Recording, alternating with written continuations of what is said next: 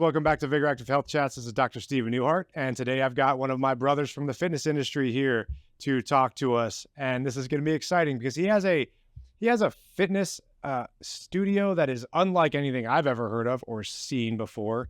And I think it's going to do great things for the body and the brain, and he's going to bring us into all that. So please welcome Jeremy Soder with me to the show. Hi, Jeremy, guys. thanks for joining me. I appreciate it. Thank you. Yeah, this is great to have you Appreciate here. it. Okay, so you are the founder of Body Machine Fitness. Okay. I have to. My business partners will hate me if I take all the credit. So there's really two or three of us that are the masterminds. Okay. We all played a role in a part, but yeah, one of the co-founder. Co-founder. We're Yep, going to co-founder you right now. Yes, sir. So this is amazing. The main thing I like to hear from people who have done something amazing like this, I mean, really, like, let's go back to childhood. What shaped you to be the man you are? I've talked to you now for about 20 minutes. Okay. I'm amazed. By the way, it's a great person. Thank you. Huge brain. I love where everything goes with that. Thank you. But tell us how you got to this point, and then tell us how Body Machine got going, because it's an amazing concept. Okay. Maybe we can talk a little bit about the future of it. I know. Let's see if we can squeeze it in, right? It's a lot of moving pieces, a lot of variables, right? We're all influenced by so many different experiences, but I don't know. As a kid, I don't know. I was just active, had a lot of energy, ADD. So, had to run around the park. So got into track. I started running. Just always was into athletics. So I did gymnastics. I was a first male cheerleader at my high school. Awesome. So I learned how to do stunts and gymnastics. We were competitive. We placed like 5th in the nation. Congratulations. So at a very early age, I was very fortunate.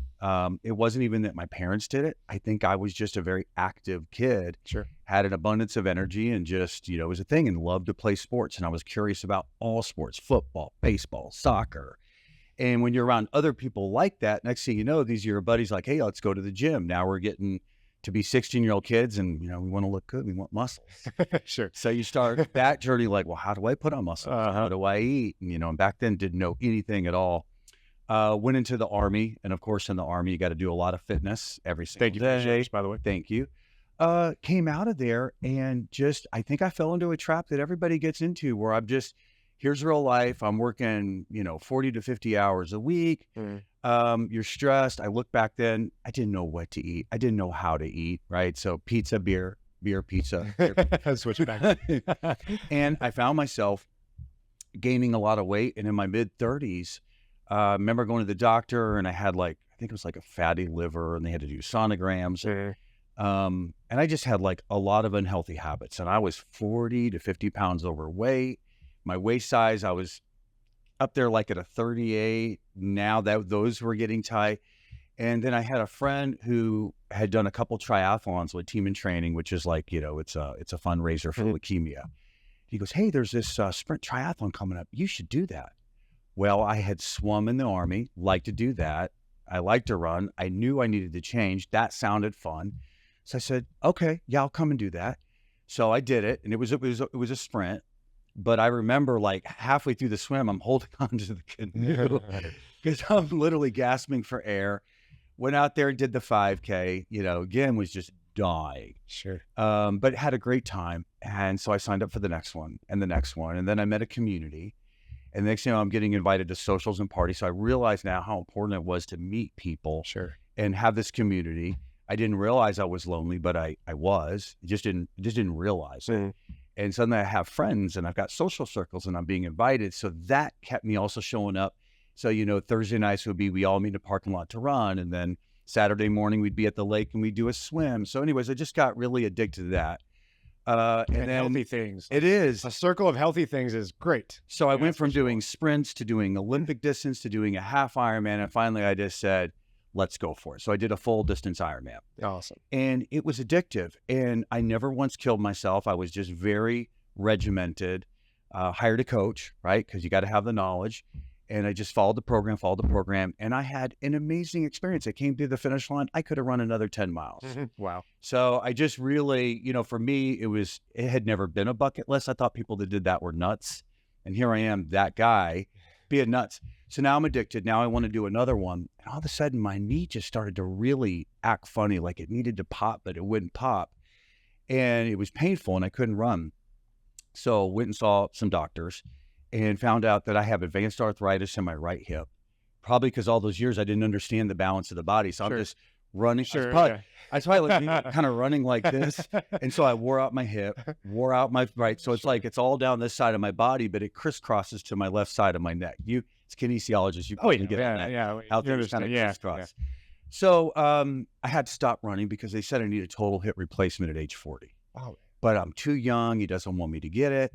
You need to find a different way to get fit. So you would think all this positive energy, oh, no problem. Let me just jump into a different kind of fitness routine. No, I started to kind of go backwards. And then when I show up to these social events, everybody's like, well, what's your next race? And what are you doing? And here was my race. And I had nothing to talk about. And I felt to start to feel kind of disconnected. And I started to actually get a little bitter. I started to get a little depressed because I had found my fitness routine. I was working out 23 hours a week down to almost like 0.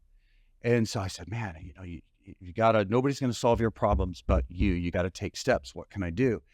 Talked to a couple of friends, and one of them said, you know, you should really try doing bodybuilding. And I was like, that's the last thing I'm interested in. But I had an idea. I said, well, because I was a member at Lifetime, I said, well, let me check out a group fitness class. Right. And in the Army, they made us do like a Jane Fonda one. Like she was wearing a unitard with like leg warmer. Actual Jane Fonda one. Yes. And she wore us out, but it wasn't my jam, right? As a dude. Sure. So I went up to Lifetime. I looked at their schedule and I saw this one called Insanity. Everybody's heard Insanity. Yeah. Tried that. There's like 3 people in the class, but I liked it. It was cool. It was insane. So one of the girls said, hey, you know, you're a new guy. I can tell, new face. If you like this, there's this thing on Wednesday called Tabata Boot Camp. And there's a lot of people. So I said, okay. So I showed up, and Lifetime had converted a whole gymnasium into an aerobic room. There's like 100 people in there. I was like, oh, wow. So I did that, had fun. So I began to really enjoy seeing the same people, being able to socialize, being able to chit chat before and after. Sure. Now people are texting me, hey, are you going to be there? And I was like, damn, I wasn't going to go, but I guess I got to have to. So the accountability. So I really was, again, it reminded me of back into what I had in triathlon, but now it kind of shifted and moved. So that led me then, Orange Theory had just opened up a facility. I really liked my instructor, so I followed her to Orange Theory. Okay. And at first I was like, whoa, this is different. This is cool. I didn't know you could create a business out of just this little kind of microscopic experience. But as soon, no dissing on Orange Theory, but as soon as I was there, I also began to be kind of bored. And there was various reasons. There were some really great instructors, but then there was just like a lot of instructors that just, for me, weren't motivating me. They were playing their own playlist, their own music. Some were good. Most I had were bad. I'd be in the middle of like a sprint on the treadmill and a Geico commercial would come on, or a slow jam or country music or whatever it was. Yeah. And so in my workouts, I can't help it. I would start to daydream in a way, and I would start imagining, well, this is really cool, but what would I do different? That's just the entrepreneur in me, right? Just constantly ideas. What would I do? How would I do it? What would it look like? What would it feel like? And I was able to start imagining this experience. And that finally, after a while, just began to, you know, each time I would do this, I would add more layers of more thought, more imagination, until sort of this new thing that we did sort of emerged out of it. So that's a little bit about my background and how I got into group fitness. And let's jump right in. Okay. How did you change it? What do you do? What is Body Machine Fitness? What do you do there? Yeah, I think when we set out, it was like everybody sits around, whether you're having a drink at the bar, right? Yes, I'm a fitness guy, but I also like to enjoy life a little bit. I had a beer one time. And, you know, we're just kind of going like, wouldn't it be cool if it was kind of like a nightclub? And you're like, yeah, that would, I mean, it just makes sense. That's cool. And, you know, what if the lights, you know, flash? I mean, like a nightclub. I'm like, I would like that, right? If I'm at the house cleaning, I want the stereo turned up loud. We're all looking for our jam. I go into the gym. I got my headphones. I'm on looking for that perfect playlist that'll motivate me. Right. So we know music is the #1 performance enhancer, right, that exists. So all this kind of made sense, but I also wasn't that excited about it yet because I knew it'd be a lot of work. And I need to be passionate about it, which means I need to do something a little different. I had some ideas how to reconfigure the room, how to create some different sets of experiences, but again, it wasn't enough to get me passionate. And then, you know, I just had like a download. And, this happens. And I was just listening to a podcast the other day about how Nikola Tesla, some of his greatest ideas, he didn't think of, he just flashed into his head a download. And Einstein said the same thing. So I just instantly had kind of a download. And what happened is I connected with an experience I had in the early 90s. A friend had lent me this instrument called a mind machine. And it was basically, a visor and headphones. And it would play binaural beats, and it would have flickering LED lights. Your eyes are closed. And you could set programs. So I either want to go transcendental, meditation. I want to be I want to be way deep, or I need to be very alert, have a big meeting. I want to drink coffee, but I want my brain to be alert. Sure. And what it uses is those binaural beats and the flickering lights to actually entrain your nervous system and shift your brainwave states from, say, delta waves to alpha waves up to beta waves. And it works. Like, I was amazed at the technology. So that had stuck with me. And so I suddenly had that flash again in my head. I was like, what if we didn't need the contraption? What if we could build a Disney World-like immersive studio that would be literally a sensory experience where people can almost go a little bit out of body at times? And what if by synchronizing the music, the lights, the sound, the vibration, tune it all to the workout, everything really has to be like a show. And if we could tie that all together, if it were possible, we could also entrain the nervous system. Sure. Except here, once we've locked them in, sort of hypnotized them into this brain entrainment, we're going to turn the dial up to a beta brainwave state. Now, a beta brainwave state is normally not, or a high beta is not normally healthy. When Dr. Amen, who I'm sure you've heard of, does all of his brain scans, when they look at people who are OCD, ADD, ADHD, their brains and background too, it's on fire. Yeah. They're caught in these states. Sure. Something really interesting happens, and I also ran this by Dr. Porter, who validated it, that when we are synchronizing the experience and controlling the experience and modulating the experience, and then we tune them up to this beta brainwave state, the opposite happens. It actually has almost a calming effect. It makes the hemispheres of the brain sync up. And now they have a very high state of drive, a high state of will.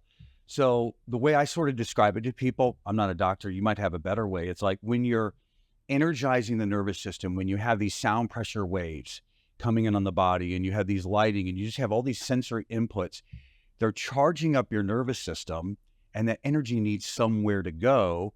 So your brain responds by releasing more dopamine, more endorphins, serotonin, oxytocin. Yeah. So really you're triggering the reward and pleasure chemicals of the brain. So if humans are all wired to either escape pain or gain pleasure, right? So we have stress hormones and chemicals, and then we have the pleasure and reward stress hormones and chemicals. Mm-hmm.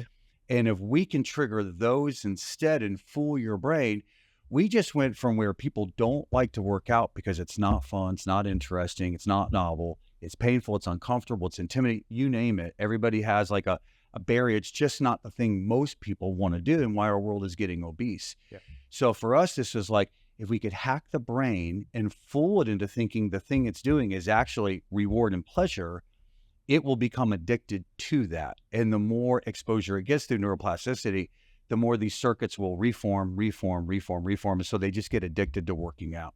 So that was the experiment. Well, what you've done is absolutely, it's amazing that you've actually put that inside of a studio. I think more people need to come and visit you and try this. Yeah. And I don't know, there's so much that goes into that. There's a lot of people out there also talking about the subject that you're actually doing. Yeah. They're talking about it, but you've created something that actually does it, which is awesome. Thank you. So congratulations on what you've done. I think, and just for time's sake, we have to cut off, which we could talk forever, but I think we should schedule a time where we can go even deeper. And as I told you before, the EEG, which you actually were speaking to it, the EEG shows you your amount of, and it is high or low, of delta, theta, alpha, beta, high beta. Okay. So that way you can start to quantify this, right? And I love that. Oh, I've got too much of this, I got too little of this.